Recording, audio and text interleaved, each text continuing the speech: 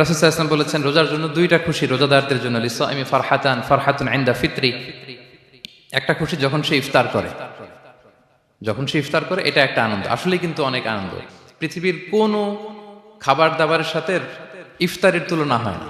অন্যান্য খাবারের মধ্যে নিয়ে আসা হচ্ছে, আমি সালাদ বানাচ্ছি আবার একটু করে খেয়ে ফেলতেছি, আমি একটা কিছু রান্না করতেছি একটু ট্রাই করতেছি, কিন্তু ইফতারের অ্যারেঞ্জমেন্টটা আলাদা। কেউ ট্রাই করতে পারতেছে না, শুধু আনা হচ্ছে, টেবিলে সাজানো হচ্ছে, রাখা হচ্ছে, দোয়া হচ্ছে, বারবার ঘড়ির দিকে তাকানো হচ্ছে কখন সেই মুহূর্তটা আসবে। আসা মাত্রই বিসমিল্লাহ বলে আমরা মুখে দেই। তো এটার আনন্দটাই আলাদা। এবং রোজা শেষে প্রথম যে খাবারটা আমাদের মুখে লাগে, এটার যে স্বাদ পৃথিবীর অন্য কোনো খাবারের ওই স্বাদ হয় না।